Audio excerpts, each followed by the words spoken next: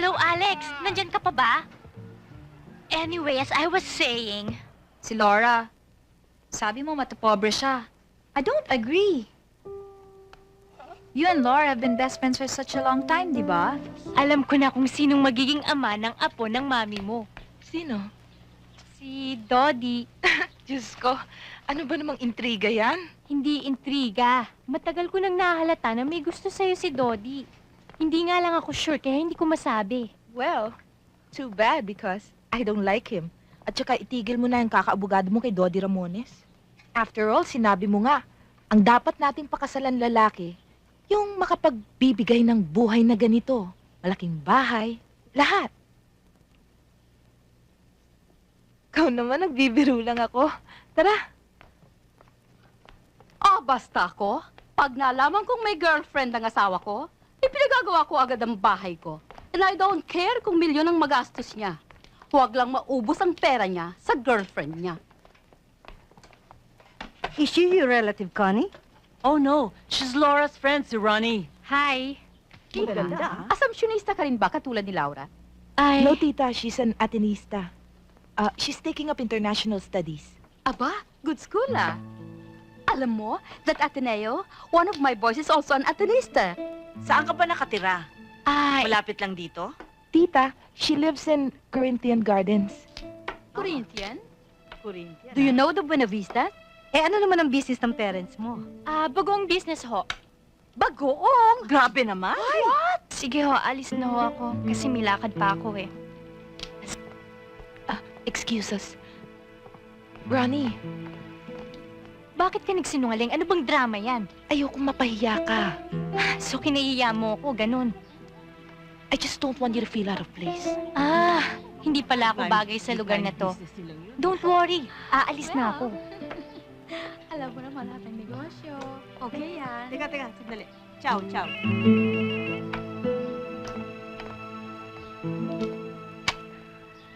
Hello.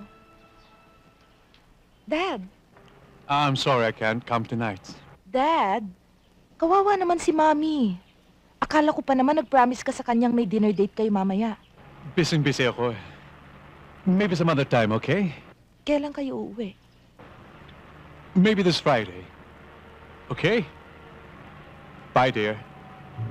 Basta, naiinis ako sa kanya. Akala ko mabait pero lumabas din ang totoo. Suplada rin siya, Alex. Mata pobre. Alex, sandali lang, ha?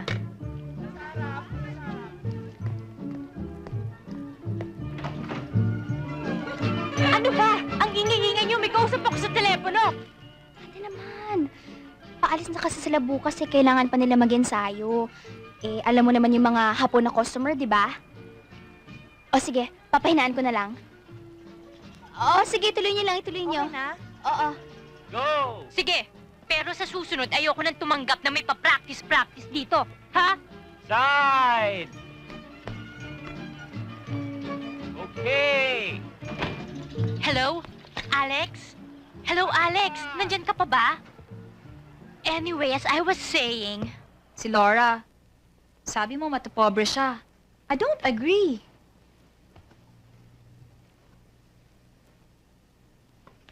Sandali. Ano bang sinasabi mo? You and Laura have been best friends for such a long time, di ba? Oo, pero galing ako sa kanila kanina. Ibang Laura ang nakita ko. Ibang-iba kesa sa dati. Hi. Oh. Alex? Hello? I hope you won't think I'm trespassing or anything. When she's not here, I fix her table. No. You don't have to explain. Akala ko lang kasi abutan ko pa asawa ko dito eh.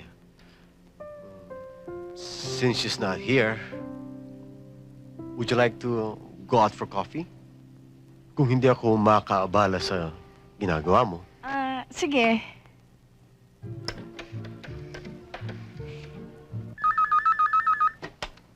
Hello? Hello, Alex? Yan talagang si Laura, mata pobre yan. Anong Alex? Si Hedy ito. Hedy?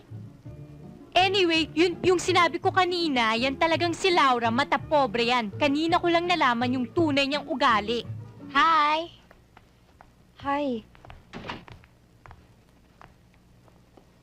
Ganon? Wala si Papang. Nagmamadyong. Ronnie, easy ka lang. Kaibigan din naman natin si Laura, di ba? Yun nga palang pinatahi mo, hindi pa tapos. Alam ko. Yayayain sana kitang lumabas. Kung gusto mo. Hedy! Nandyan ka pa ba? Hedy!